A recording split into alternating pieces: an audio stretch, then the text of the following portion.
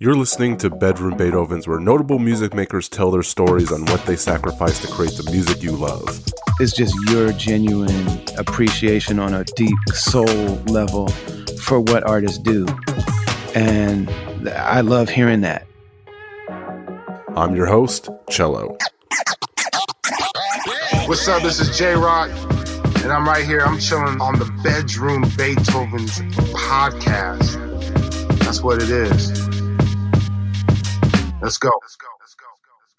Hey, everybody. Welcome to episode 189 of the podcast.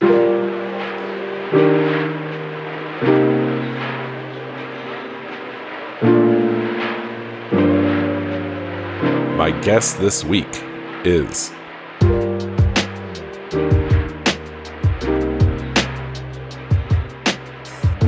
My name is James Kennedy, aka Vice Beats.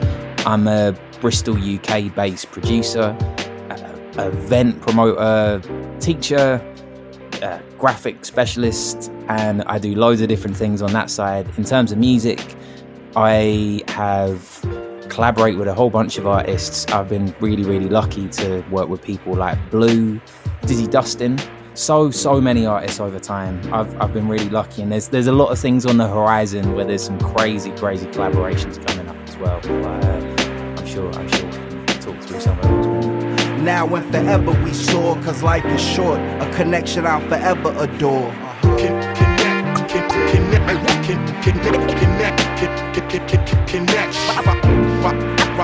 Rockin' for the fans. Travel from the basement to the face. Believe in us. Connect. Rockin'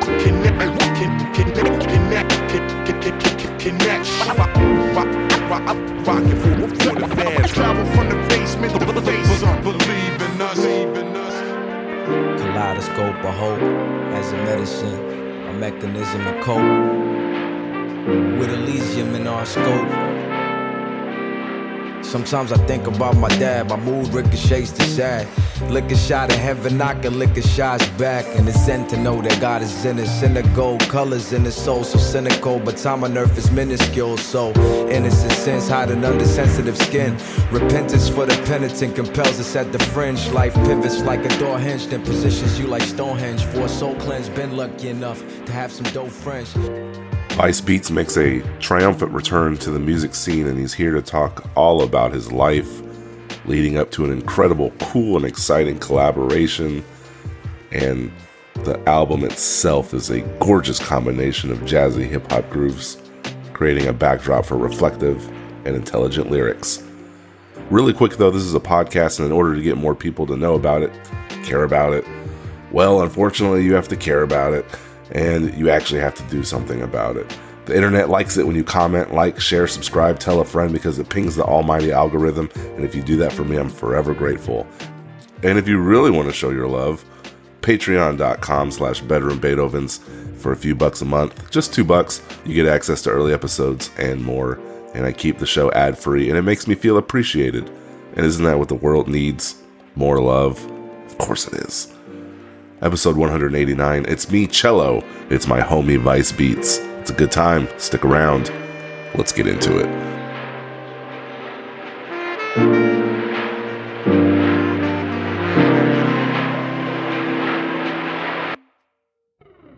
For a little stretch of time, you went by Vice before you were Vice Beats. What's the story there?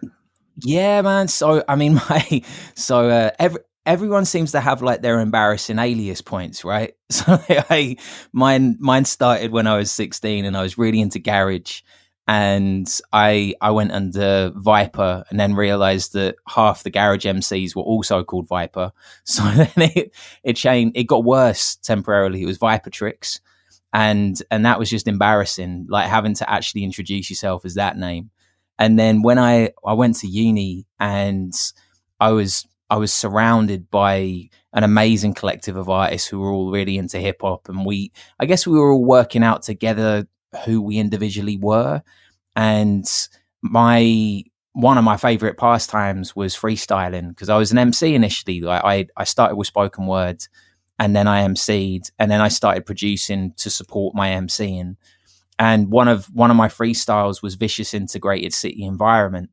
And I kind of came up with this line and absolutely loved it. And for a time, it was V.I.C.E. which once you start putting that into an email, that's a bad move. You don't get much business when you're having to spell that out to people. So then it just reduced to Vice as opposed to the acronym. And over time, I guess it just, I focused more on production. I was part of a band that I formed called Genius Collective for a long time. And when that fell apart, I guess, I really wanted to focus on the production side. You mentioned the Genius Collective. I actually saw you on music forums 11, 12 years ago answering ads for gigs for Genius Collective. So the grind was very real. So my daughter was born really late in 2009 and has Down syndrome. And I had a lot that I was contesting with. And I think around that time I was doing a lot of youth work. And I really wanted to find a release, I guess. And through that youth work scene, I met some really, really talented musicians. And initially it was just purely organic. It was me and a few friends. We were having jams, seeing where it would lead. And it turned into this kind of collective element of it. And then it formed and turned into Genius Collective. And I absolutely loved it. It was something completely different to what I'd had, I guess, as an MC and a producer. And I'm not classically trained in terms of music. I've never really had instrument lessons outside of keys a long time before that. And it just felt like something really different to do, something really refreshing. And it just opened my eyes to that idea of doing live production and working with live instrumentation, because it was an 8-piece hip hop soul funk band. So we had 2, sometimes 3 horns, guitar, drums, like all sorts of different elements in the mix, like live strings sometimes, a variety of different vocalists. And our playing standard was amazing in terms of the players who were in that band. Quite a few of them were gospel players and just had this incredible raw essence of rhythm and sound. And it really shaped the way that I wanted to produce music. I think I learned so much through that process and that time. And I mean, we did really well for I think it was about 3 maybe 4 years that we were going. We were headlining stages in the UK. There's BBC Introducing, which is the thing that John Peel was kind of remembered through. And so we were headlining stages of that and going around the country pretty regularly, having some amazing gigs, getting supported by people like Craig Charles and all sorts. And it was great, but just parted ways in our end. I guess it's just bands, isn't it? They have that habit of either they become something huge and successful, or they just dissipate and turn into random people once again. So when you start a band with 8 people, is it, what seems to be some of the struggles with keeping so many musicians together through so many different parts of their lives? You kind of just reduced it down to lack of commercial success, but was it more than that, or was it really just about that? Like when you grind it out for 3 years, maybe you expect some kind of results, and then when you don't get it, maybe if you're not as passionate as you are, maybe people are quick to leave. Or we were actually at a tipping point where things were going really, really well. And I think we reached a point where basically a number of the band members, they also wanted to do other things as well. And a lot of them were session players. So they had lots of other things going on. So time was always really short, and it was quite a challenge in that sense to be able to pull everyone together. And more we had debt players coming in as opposed to it being the main band, which was getting more complicated because we had to have longer rehearsals. So it was the logistics of it were quite tricky, because I was managing it, producing it, leading it on stage. It was a lot that I was working on at the same time as kind of life, really. We were going strong. Yeah, I mean, bear in mind that it was 10 plus years ago, so streaming wasn't as prominent as it is now, but we were doing pretty well on Bandcamp. But we were getting loads of gig offers. Like, we were quite regularly down in London, and I was living in Birmingham at the time, so we were regularly on the Birmingham circuit. We were coming to Bristol, where I live now. There was lots of things coming up, and we had decent festival offers and so on, but it was just getting too conflicting for everyone's lives, I think, and it felt like the right time to shift lanes, I guess. What about reception? I have a theory, and maybe you can agree or disagree, but like when it comes to UK hip hop, Skinny Man, Roots Manuva, The Streets, I don't know if they've crossed over. Now, if I think about UK hip hop that's crossed over, I think of Slow Thigh, Skepta, Little Sims, maybe Dizzy Rascal, maybe Stormzy. And the ones that do cross over, people don't say, "Oh, that's British hip hop." They, maybe like Roots Manuva or Skinny Man, they get pigeonholed because they don't collaborate with enough US artists. And I know at Bloom, they talk about how you need a network as an artist. Like, this is important, this is important. So I don't know if, I don't know how the state of UK hip hop is, like where they're very proud and they don't care about crossing over to other markets or Billboard top 40s or anything like that. But I don't know, maybe you ran into a little bit of that reception problem, I suppose. Yeah, I mean, I think in terms of Genius Collective, it was good because it was fluid enough, because it had the funk and soul elements that didn't get affected. But what you were saying about, we definitely hit that with Delegates of Rhyme.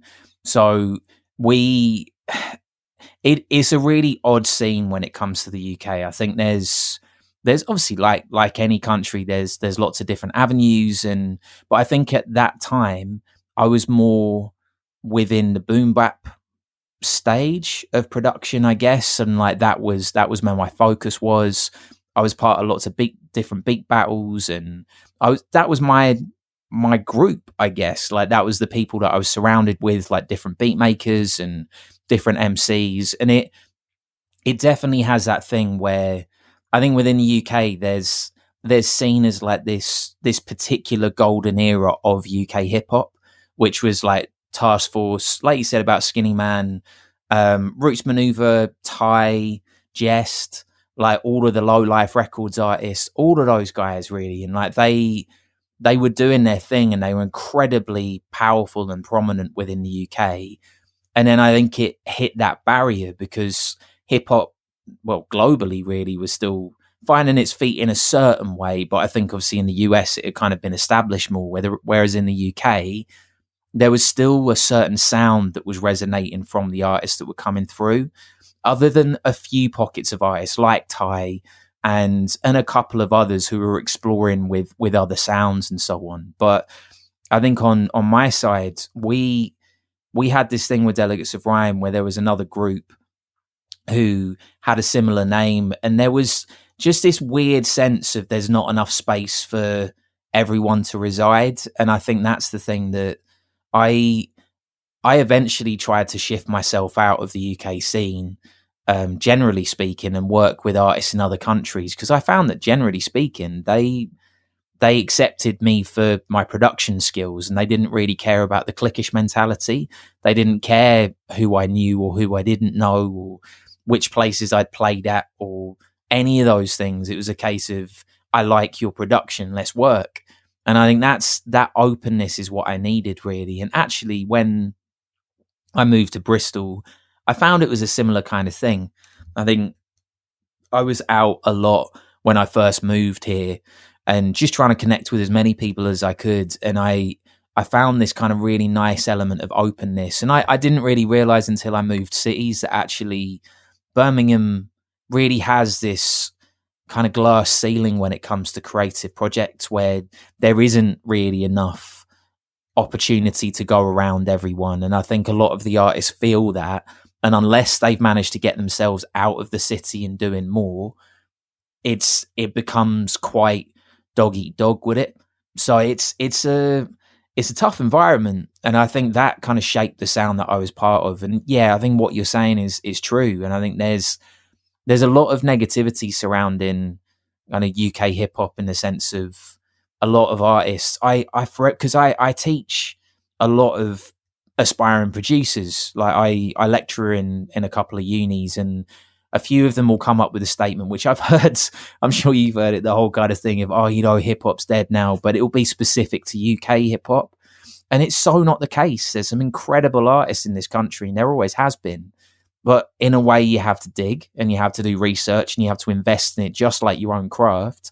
To me, that's an extension of it. If I'm inspired by other artists, then it keeps me motivated, and I want to be part of that story and part of that narrative. But there's definitely more of a downbeat thing. But I guess part of that societal, that's the country we live in. It's grey, it's cold, it's a hard country to get by in. It's difficult, so it's got that element to it, especially in the bigger cities. So I think that definitely creates a lens for people to be creating music, which sometimes can sound absolutely brilliant, but there's also with it that negative connotation surrounding hip hop, which is something that I find quite challenging, especially as I get older. And it's something that I guess I'm kind of long enough in the tooth now that I will kind of fight for hip hop in that sense and be like, actually, no, that's not the case. Like, check this out, check that out, and really try and change people's perceptions. I mean, dude, my grandma is in her 90s and I've managed to get her to listen to hip hop. She checked out Fight the Power with Chuck D before I did. So, like if I can get her to be an out and out hip hop convert, like I feel confident that I can get some existing hip hop heads to to understand the narrative of their scene. I think the problem is I think, there's that show Top Boy, and I think that's a lot of Americans' lens of the UK. Like, they think that the housing estates of East London is all like that, and there's probably a lot more to it than that. I guess the way that a lot of people outside of America view traditional hip hop in that sense is like East Coast, West Coast, all that side of things. But there's some incredible music that comes from all states, and it's the same thing here, really. And I think with the Southwest, which is where Bristol resides, like there's a different sound. The city's quite oriented in terms of dub and a live scene and festival circuit. There's a lot of live music venues, like huge amount here. And I think that really influences the sound. So we have some amazing jam nights that are within Bristol, and there's more of a collective element to it. And I think because of that influences the sound. So you'll find that there's a lot of MCs who they'll switch between kind of 140, even like 180 tracks, and they're kind of doing D&B, or they're doing grime, or they're doing drill or rap, but then they can also jump on like Boombap beats and like 90 BPM stuff and so on. And it's a really nice scene the way it works like that. And I think if MCs have that openness to different sounds, they can really flourish in cities like this, because the lines blur more. I don't think genre matters so much. We don't really have venues as such that are fully dedicated to genres in the same way where I am. So in London, there's dance clubs, there's hip hop clubs, there's all of that side of things, and it's quite clearly defined. But within the Southwest, it's not really like that. But I think each city's got its own approach, and actually, like, Manchester's quite similar to Bristol in that sense, where there's amazing collectives coming out of it.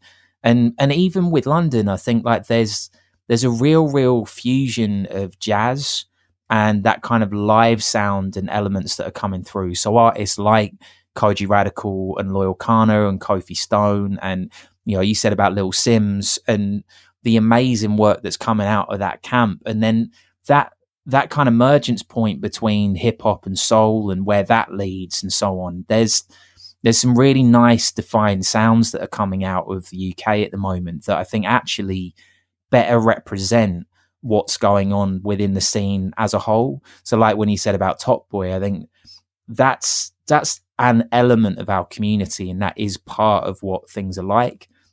I mean, having worked with a lot of young people over time, I kind of find that element of sound does tend to be like early teens, early 20s, who are kind of more listening to drill and faster, more aggressive beats, and then it mellows a little bit.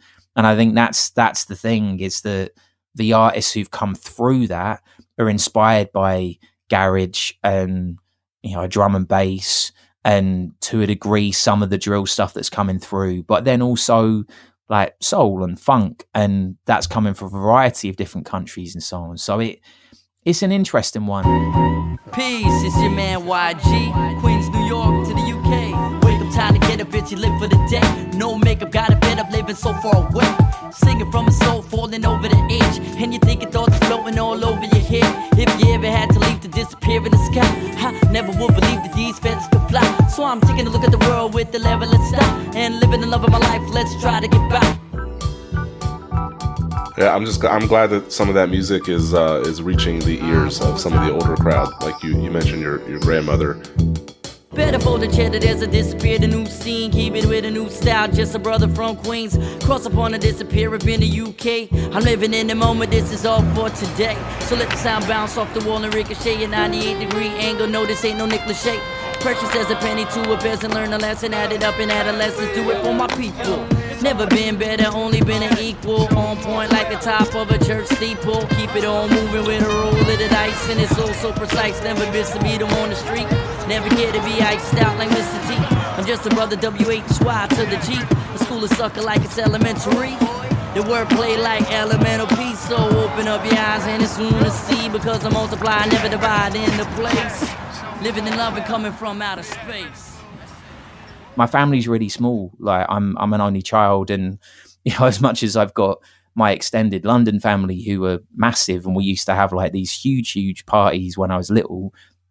Like my direct family is really small and tight knit, and my family, because of that, in part, have really kind of supported me through things. And yeah, I've been really lucky on that side. And yeah, you're right. I mean, my parents really kind of try and understand what I'm doing. I think when I was younger, my mum, I guess she's kind of more creative sense of some of the things that she got involved in on her side over time. But I think my dad had that kind of more view of, okay, like it sounds great, but are you able to kind of provide with it essentially? And I think he's now that he's seeing where it's going, and essentially I've built my own career through music over the last 13, 14 years or so. And, I think he can see how I'm traveling a different path, and he's really liking and really proud of where I'm going with it. But that's taken time. And, I think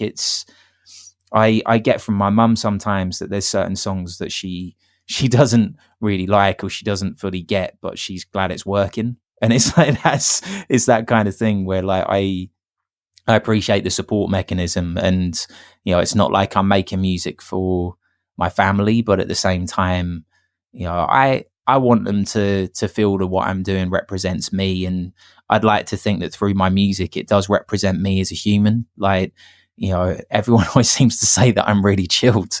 And I think my music probably represents that in the most, unless I've kind of got out of bed and decided I want to like create something with some like really dirty bass lines, but that's quite rare. Well, you don't come from I'm assuming that you don't come from a family of musicians. I know that, like, didn't you live like 150 miles away from your parents, and your parents live like another 150 miles away from your grandparents. So it was kind of like this triangle thing, depending on which direction you start from. So all of you guys are fairly close. How do you know these things, man?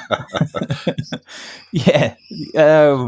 Man, Cello, it's crazy the way you do this stuff. It's like podcast stalker vibes. It's amazing. So I mean, my mum is in London. Yeah, my grandma's the other side, so she's gone on the Welsh border now. My dad actually lives in Spain, so like he moved there about 10 years ago. So like you're right. I mean, we're all quite split in that way, and it's quite difficult in that sense because we can kind of rarely get together, but at the same time, I guess it's that quality time when you're together. So then you can kind of have that nice connection, and connection's a huge part of things. I mean, it matters so much to me with any relationship that I have. There has to be something. Like my wife Sam's forever saying that kind of I don't seem to be able to make normal friends. They have to have some form of creative edge or something slightly different about them. And I think it's true to a degree, because I guess I feel like I need whatever time I've got to be quality time with people. I'm better at one-to-ones than like big groups in that way. And I guess in part I probably got that through being raised by a small family in that way. But so yeah, I mean, no one directly in my family was a musician. I mean, my dad played guitar, and I actually have his guitar. He gave it to me a few years ago, and I got it fixed up and really, really lovely. And I guess as much as they weren't playing anything, my dad was a huge fan of music. Like he had a really good vinyl collection, and our Sundays would be days of listening to vinyls. And there was a project that like a CD that he had when I was little, called Jazz on a Summer's Day. And I fell in love with jazz. I must have been like 9 or 10, but there was certain songs on there. Like there was like just classic jazz artists that really resonated, and I loved hearing them, and it was something different, and we would listen to it regularly. But also, like the Beatles to Louis Armstrong to, like, my dad's the first place that I heard the Fugees, the score. Like, he was into so much music and loads of different genres. And then my mum was more kind of into, like, because I grew up in the 80s, like kind of more like 80s artists, but also people like Gypsy Kings and various other people who were making slightly different music at the time. So I was hearing lots of rhythms and lots of different styles of music. And then, I got into my formative years as such and went to college. I found my friendship group, and a number of my friends had come over from a variety of different countries, and especially my friend AK had a great understanding of music, much older than his years really. And myself and him and our friend Nathan, like we really connected through music, and it was mainly hip hop. And this was around the time of like Dilla, and well, when Dilla wasn't really out there as Dilla, but like Erykah Badu and The Roots and Case and Usher and like so many different artists, and Jay-Z coming out with The Blueprint not long after I kind of went to college, and all of these really now seen as kind of classic moments within hip hop and music. But I was around it, and we were excited. I remember like being in college and going to the quiet listening room and sticking the latest CD on so we could hear what was going on. And it's like we were just obsessed with it. Like any music that we could get our hands on, we would listen to, and it was great. Your mom was a pretty much a successful entrepreneur her whole life. I wanna pay her a compliment because I read something that she wrote. When Will Smith slapped Chris Rock, I was subjected to interview after interview with celebrity after celebrity on their take on what went down. Your mom said something really interesting, that she said that he self-sabotaged himself 15 minutes before receiving his first Academy Award, citing it as classic human psychology. And I thought to myself, no one has ever said that. I don't think I've heard anyone analyze it that way, because you have an actor who spent his entire life being the best actor in the world, and right when he's about to accept an award, which culminates decades of hard work, he assaults somebody. So that alone, I was like, man, your mom is a pretty extraordinary thinker. It's almost like, you were listening to the Fugees and the Beatles, and you've worked your whole career, and you're about to get a Grammy Award, and 10 minutes right before you wow out and do something. And I was wondering, like, what would make somebody do that? So that was pretty interesting. Yeah, for sure. I mean, she was a huge inspiration growing up, and I think when one of my first memories, like really early memories, I don't even know how old I was. I think I was maybe about 4 or 5. I remember hearing my mum on radio, and like she was really pushing. I mean, she was involved in hospitality and events and doing a variety of different things, and was really driving forwards. But I think at the same time, she was really interested in travel and really interested in lots of different creative endeavors, and was really supportive in terms of the things that I wanted to do. So she always had this approach of, if I want to try something, I can try it, and she would back me. And it didn't really matter what that was. She would try and help me to try it out. And like if it didn't work and I moved on to something else, at least I tried it out. What are some of the cons though? Like, your wife does some career coaching. Your mom helps navigate people's life. You come from a very academic background.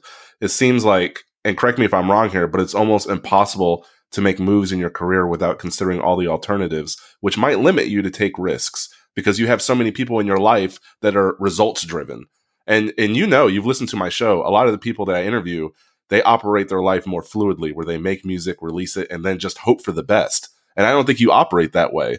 My dad is a thinker in the sense that one of his jobs was as a planner, like he literally, like he planned for a living. So, and before that he was in his, I think his 20s, like he was a university lecturer for a while, and he he really kind of came from that standpoint of, you make considered moves, you plan, you organize, and I respect that, and I understand that side of things, and I think I get my kind of logical headspace from him. And then on my mum's side, I think it's always kind of been that idea of, you trust your gut, and you trust you, and believe that it's the right moves to make. So I think I've been really lucky that I could move with this kind of mixed balance between the two.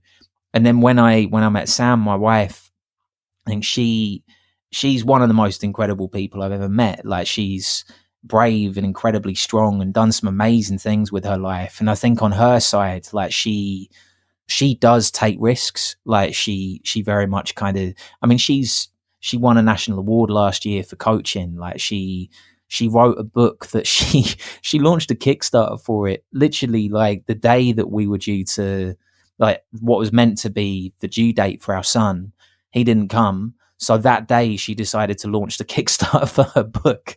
And like, she's just a proper force to be reckoned with. Like, she's amazing at what she does. And she puts her heart and soul and mind and energy into really just kind of getting the most out of life and developing people wherever she can. So I think she's kind of really been my rock in that sense of knowing when things are the right time. And I think she has far more faith in me than I do a lot of the time, in the sense that she can see that there's things within music and musical moments and opportunities I've had where I think, honestly, if I didn't have her by my side, I don't know whether I would have jumped on certain things. And actually, things like creating the Dilla tribute album, it was a really, really long road. And there were times where I was really struggling with it. It took 7 years.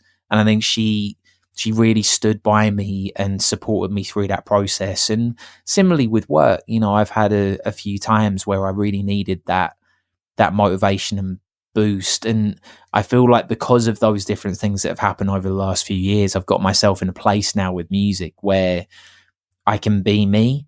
Like, I can make the music that I truly want to make. Like, I'm making things that I'm proud of. I'm working with artists that I really want to work with.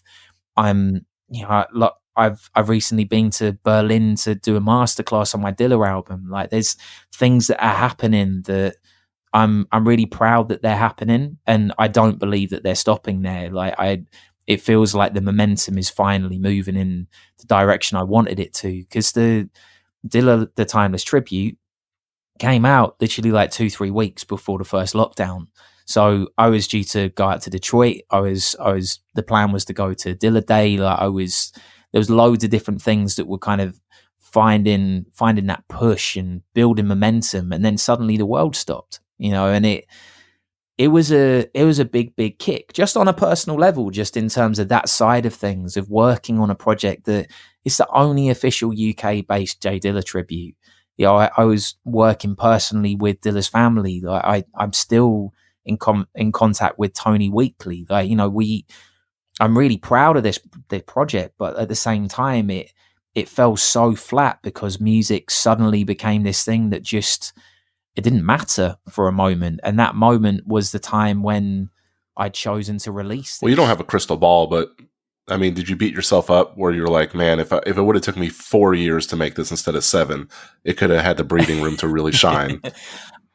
Oh, for sure, man. Yeah. I mean, it's hard to not look back on those type of times, isn't it? It's like there's so many what ifs with this, and I had a lot of barriers to get over to make that happen. And there's a few moments where I think if those one little thing didn't happen, or one thing happened slightly faster, like, it could have been released the end of the year before. But I think this is where that perfectionist side of me kicks in, and part of it is me kicking myself for knowing that when I set out with that album, I made very clear to all of the artists who were involved that I didn't want to release this unless it was official. And I knew that was a big risk to take, because if anything went wrong, and it wasn't so much the Yancey family, it was more just all of the other strings that were kind of needing to be pulled together. And I think if that hadn't happened, it would have got fully shelved. But I wanted to release it within Dilla month. Like, I wanted to release it on Dilla's birthday. There were certain things that were really important to me on that side to uphold his legacy. And I'd met Marjukes, I think it was around 2016, and that was an amazing moment for me, for her to know who I was, and Tony, and for it to feel like something significant enough for them to be taking the time to talk to me and remember what I was doing. And I guess everything has its time, doesn't it? And I kind of wonder whether, if it had come out, say, like you said, about kind of 4 years or 6 years or whatever, I don't know that I would have created my next album, which I think actually in a way I'm prouder of musically, because it's not linked to anyone else, it's me. And there's moments in there that, again, they simply couldn't have happened. Like, for example, I've got in this album I'm releasing called Aspects, like, I've got my son's heartbeat, which was recorded through my wife's WhatsApp, because I couldn't go into the hospital because of COVID and restrictions. So she would WhatsApp me the heartbeat. And, those moments, like, I remember crying in the car and just hearing this, and it was such a lack of connection. But at the same time, this really intense idea that was there, and that was him. And, he was closer every day to getting to us. I then took that heartbeat, and then I essentially kind of pulsed it and turned it into percussion and made an interlude of him. And then at the end of the album, I've got it where it's him laughing, and he's there, and he's real and alive and full of life. And there's those type of moments where that for me was really the glue for the album to pull it all together. Like, Sam's at the very start of the album, at the end, like, she wrote a spoken word piece at the end. And, there's all of these different pieces where I don't know whether they could have happened without it being that time, that moment, because I would have been in a very different headspace. The artists I was collaborating with wouldn't have necessarily been as available. So I think I've tried to get myself in a place of being at peace with it, because I need to remember what came of that time in that way. And I think actually, like, the Dilla album isn't going anywhere, much like Dilla's legacy. It's like I'm finding that actually more and more people are asking about it and finding it. And, I've got a talking tour coming up later this year for that album and various other things. So I think in a way it's kind of having a resurgence and a second moment almost, because people are now getting out of all this COVID time, things are more open again. So I think it will just kind of sit there, but it's definitely been an enabling project in that way, and I'm incredibly proud of what I've achieved. Well, and how is this enduring music? Are you able to continue to listen to it and make it? The main catalyst has always been to make music that you enjoy, but now you have a teenage daughter back, and then you just said, like, it might have been a semi-tumultuous time at the beginning, and now you're still, 14 years later, you're still able to have your wife say spoken word on the album, your son's heartbeat on there. You're making music that you want to make, but at the same time, you're not saying, well, Aspects needs to do X amount of views and X amount of downloads so I can have a baseline income to support my family. You're making sure that I guess that line of commercial thinking isn't impacting how you're creating. You're not allowing that to happen, and thus it's not watering down your music, and you're not unhappy creating. Like, it's still your main catalyst. How are you able to do that? I love music in a way that is quite hard to describe. And yeah, of course, like, hip hop's great, and it's the driving force for me, and it's my outlet most of the time. But at the same time, I just have a real appreciation for music and rhythm and that feeling. And I guess on my side, like, I like the idea of adding to the narrative of music in a way, and adding to the positive narrative of hip hop. Like, I'm proud I make hip hop, and I think actually that's been quite a long journey. I remember when I first did youth work, I've been in quite a lot of different environments, especially schools and universities and various other places, and people would ask me what I do, and it would be this kind of, oh, right, so you make hip hop, but what do you actually do? It's like, I produce hip hop. Yeah, but what do you do? It's like, I produce hip hop. You don't know where you're going unless you know where you came from. You get what I'm saying? So if you just dive in a pool of water and don't know what direction to swim, you might be swimming your ass out to the ocean further, thinking you're saving yourself. So come now. So come now. Come follow me. It's one of those things of like, I think I'd feel a little bit kind of pushed back by that, and it took a long time to kind of get to this point of understanding that that's enough, and what I do is something that people do value, and I've been in spaces where people like me aren't there, you know, like I mean in terms of the musical side. So I mean, like, there's a university I work at, like I do some freelance stuff for them, and I brought the first sound system to their campus, and dude, there was so many complaints. It's just, but like that whole moment of like having a day-long hip-hop festival in the middle of a campus that doesn't do that kind of thing, with this big sound system playing live hip-hop and amazing MCs and DJs and all sorts of things happening, and live graffiti and all of those different elements in a space that isn't meant for that.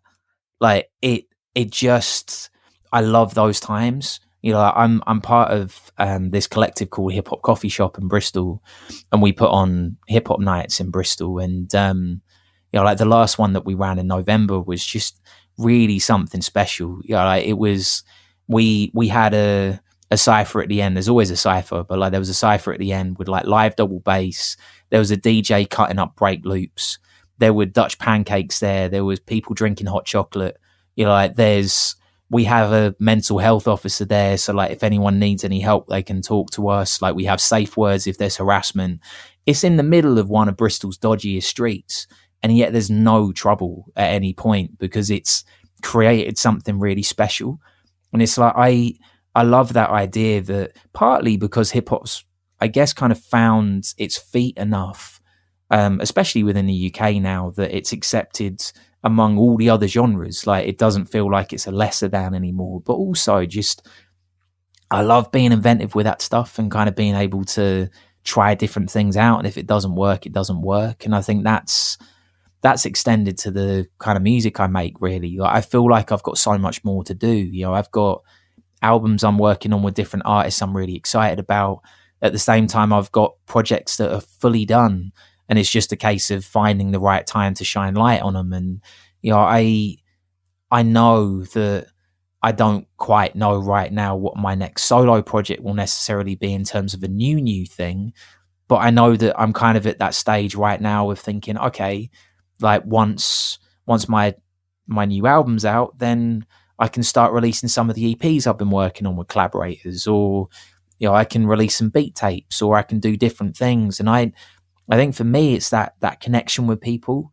Like I had this crazy moment when I went to Berlin, where I went to HHV, who they released the Dilla album. They're releasing Aspects as well. And like I was having a chat to the guys there, just doing some digging. And this guy came in, he just got in from China. He was only there for the weekend, and he was buying some different sevens.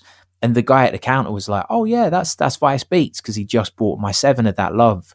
And it was crazy, Cello. Like the reaction of this guy, it was just amazing. Like he was literally jumping up and down. Regardless, see, you're a bona fide celebrity. I mean, dude, that doesn't happen often. It makes it sound like it's a regular occurrence. It really isn't. And it's those reactions like that, like me, I really, really appreciate someone of your caliber. Like you put me in the 10 hip hop podcasts of all time with Pod Bible, man. And I'm just like, oh my gosh, that's insane. Dude, I love your pod.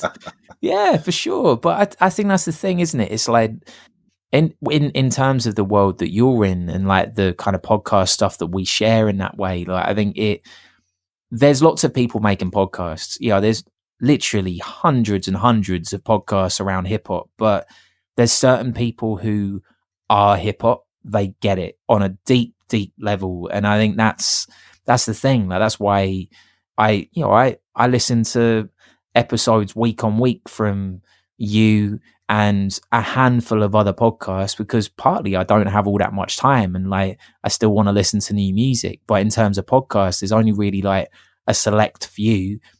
It's interesting conversations, and especially the type of people you're talking to, like the producers you're talking to.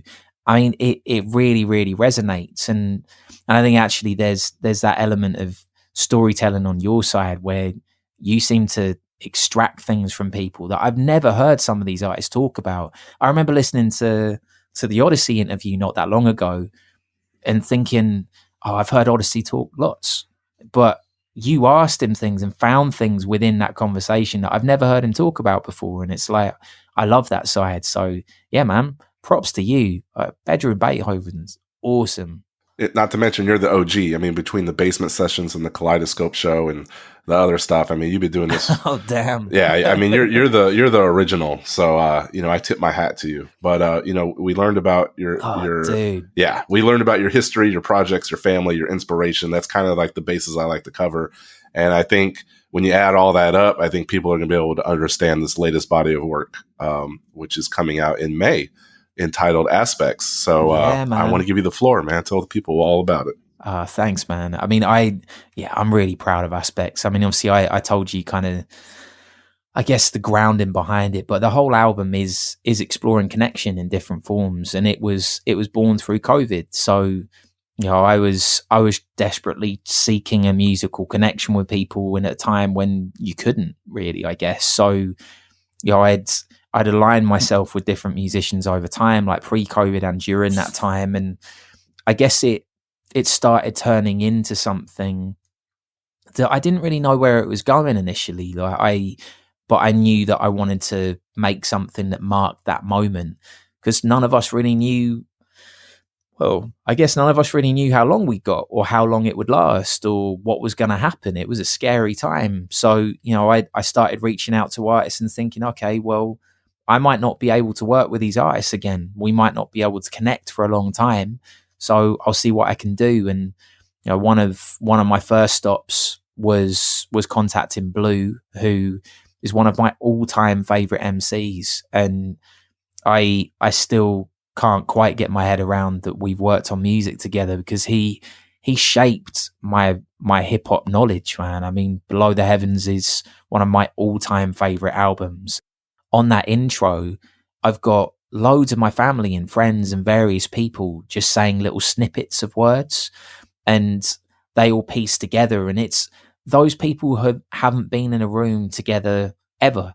But the idea that I got my mum and my dad and my stepdad and my daughter and my son and my wife and the closest people to me all within that same space feels really special as an opening. And then there's spoken word from people like Poet Curious, and like I said, like my wife Sam's got a piece at the end. And then there's also Shelley Harland, who she worked on some projects with Guru. So she's on Jazzmatazz. Her voice is incredible, but she kind of really talks about this idea of refinding connection, and it's a real journey, man. I think I remember one of my friends who I really, really trust in terms of his musical ear saying it's great, really, really like it, but there's so many interludes. But I love interludes, man. It's like, I was of the generation of like 3 feet high and rising. Like, interludes are great. Like, it just, and I like that idea that I want to buck that constant kind of trend. Well, it's not a trend, is it? It's just life of shuffles. I want people to listen from the start to the end and be part of that journey. Like we were talking about earlier with the kind of could the Dilla album have happened at different times? I genuinely don't think that Aspects could have happened any other time than this point, because this is my story to tell from this time period, and it really matters to me, and I feel incredibly lucky to be in a place that artists are trusting me enough to follow a vision that I've had and see it through, like my long-term collaborators like the Lassic on sax and Beloy Strings and various others who kind of worked with me for a number of years now. Like it's turned into something that it's mine, it's me, it's an extension of my personality, I guess. I love that. And I feel lucky to be a part of this journey, to get this record out and I hope it resonates with people and they pick up on the concepts of faith and love and all that good stuff. And I just want to thank you for being here. And, as a longtime listener of the show, please don't take years and years and years to hop back on again. The door is always open.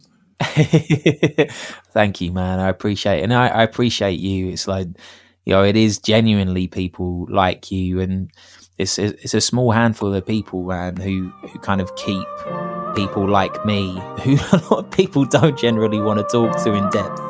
Like, it keeps us motivated, man. So, thank you for doing what you do. And I really appreciate your time with this, man.